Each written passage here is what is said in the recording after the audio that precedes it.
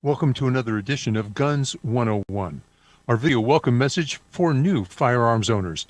It's brought to you by the Self-Defense Radio Network. I'm Rob Morris from Self-Defense Gun Stories. My partners, well, the one you can see, she's Amanda Suffolk from Eye on the Target Radio. My partner behind the scenes, behind the camera, that's Paul Lathrop from the Polite Society Podcast. We're lucky to have activist Bill Chachkes from the Firearms Chat Podcast with us again. Bill, millions of people took a firearm home. They weren't able to go to the range. They weren't able to find out what it's like to be part of the firearms community. They brought it home and they're alone.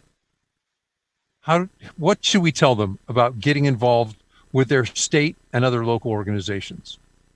Well, see, they're not alone, because for all they know, their neighbor 3 doors down the street could also be a shooter and could be the person that will take them by the hand and bring them to the range for the first time, or bring them to a gun club, bring them to a shop where people congregate. But beyond your local neighborhood and in between organizations like the NRA and Gun Owners of America, you have your, and I shouldn't forget the Second Amendment Foundation, which we're all a part of in some way or another. There are your state organizations. Where Amanda is in Ohio, you have Buckeye Firearms. Our friends in Florida, Kevin Soner and Steve Moret, they have Florida Carry. Our friends in Virginia have Virginia Citizens Defense League.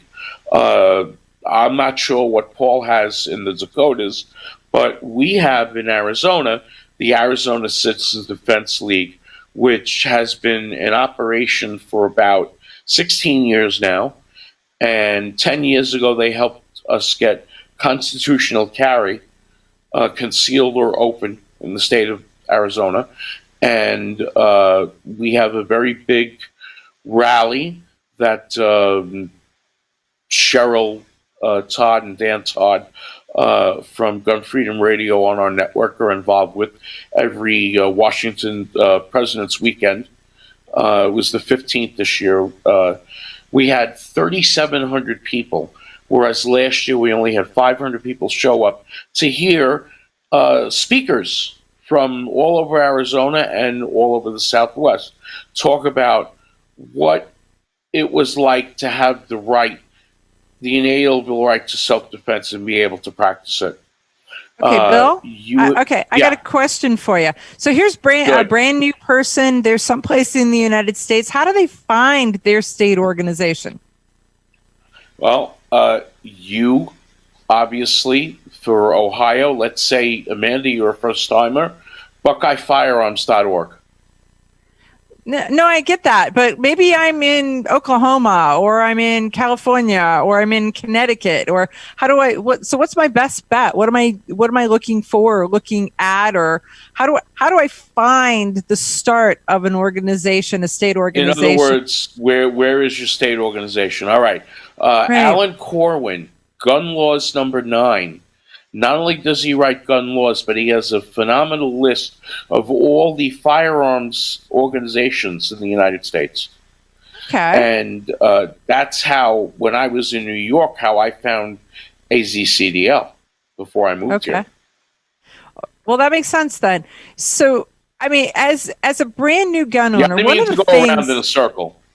Okay, well, one of the things that I've heard a lot from people who were selling guns to brand new gun owners was that new gun owners, because when you were talking about that 2.7 million guns that was sold in the month, 65% of those went to non-gun owning households. Right. So the thing is that people were amazed, shocked, in awe, and sometimes kind of angered by all of the steps that they had to go through to buy that gun that they didn't really know. People had said, oh, it's as easy to buy a gun as it is to buy asparagus at the grocery store.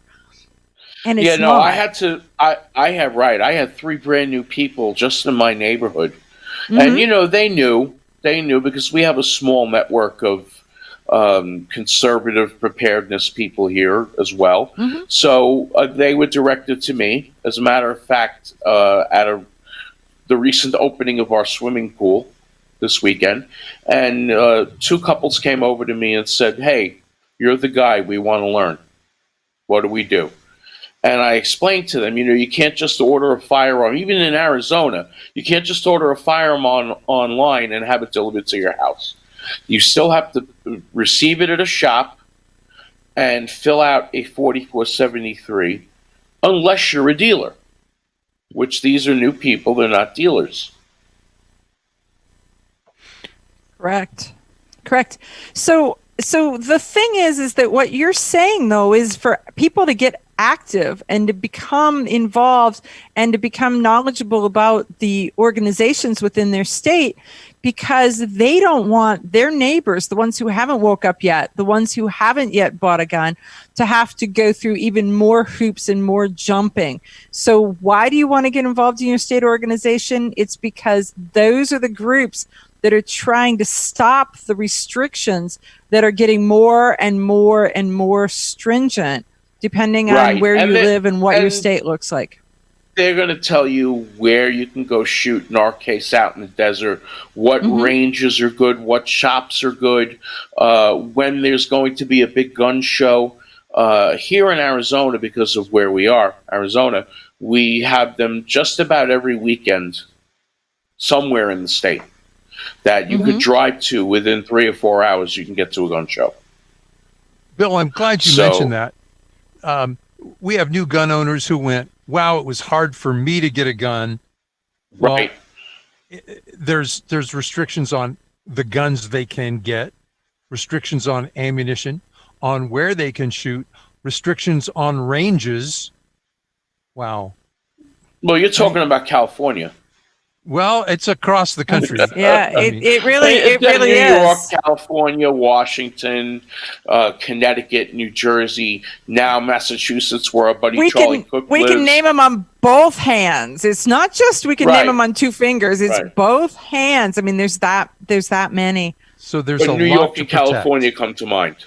Right. So we're fighting to keep it from getting any worse and hopefully make it better.